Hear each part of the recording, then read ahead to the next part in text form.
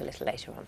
It has been described as a huge deal by scientists, a breakthrough in migraine treatment which appears to reduce the number and severity of attacks in some people by a half. How significant are these findings, and when might we see treatment available on the NHS?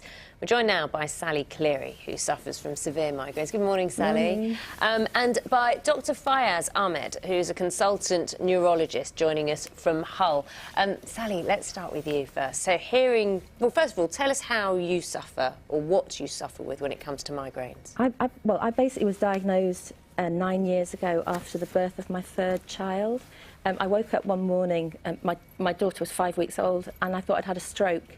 The left side of my body had gone numb and weak. I was slurring my words, I was confused. And after a few days of investigation, by a process of elimination, it was found that I had something called hemiplegic migraine.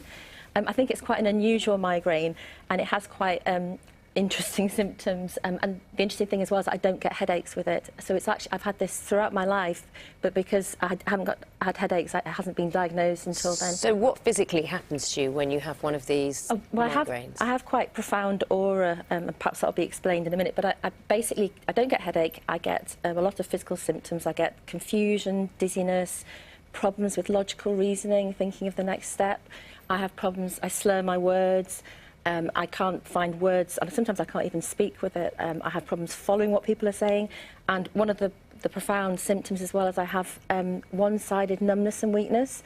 It looks a little bit like I've had a stroke. So hence you thinking you'd had a stroke. Yeah, I actually get double-sided attacks, which is interesting. But I do have quite profound aura kind of throughout the attacks and also in between attacks, which gives these different motor kind of like symptoms. Well, Dr. Fayaz, Sally's given a very graphic description of what it's like living with the condition. It's suggested that these new trials could reduce the number and severity of migraine attacks. Just tell us a little more. Well, I think the new drugs that are currently going to be marketed in the next year or so, they're just the first ever drug that have been developed for migraine and would work for migraine, because currently what drugs we use are the drugs that you use for depression, epilepsy, high blood pressure, and they also work for migraine. But this would be the first ever drug developed for migraine and would work for migraine. Well, now it's a very bold claim. I mean, it's a simple question. Does it work? Well, I mean, the data suggests that it works very similar to what the other drugs have been, but the beauty of these drugs are that they have very little or no side effects. Secondly, it's the patient would administer the drug themselves. I mean, it's given as an injection, like an insulin injection, but they give them themselves without going to the hospital, and it will reduce the hospital cost. Now, it all depends upon how it is marketed, but I think the best thing about the drug is that it would work for migraine, and it's an anti-migraine drug, not anti-hypertensive, antidepressants, or anti-epileptic. Doctor, Sally was just explaining aura and what happens to aura when you have a migraine. Can you explain, just in medical terms, what is happening when this occurs? Well, I think what we know there is an area in the brain that is involved in migraine.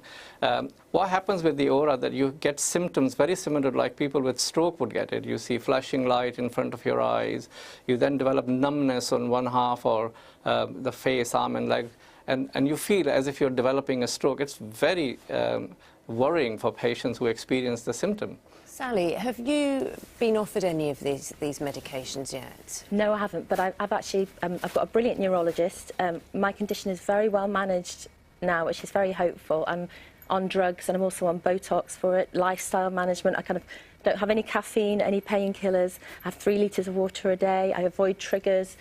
So it's very well managed, but I'd obviously be really very interested to hear about this, because I've still got this condition chronically. Even though the symptoms are much, much milder, I still do have attacks and I still have auras, but it's been very positive for me. And presumably for a lot of other people, you say you're able to manage your condition using what you have presently, but for a lot of people who haven't yet reached the point you're at, this could be a real breakthrough. It could be.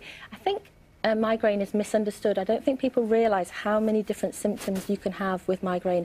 People say, oh, they're sort of a bit like dismissive and saying, oh, you've got a headache then. I mean, a lot of people don't have headache with migraine, and they have a whole myriad of other symptoms, and it can be disabling. It can be devastating, and I think it's really, really positive that this is kind of on the horizon. Sally, thank you very much for sharing your Well, story with us thank you. this morning. And Dr. Ahmed, thank you for your time this morning. Thank you very much. Thank you.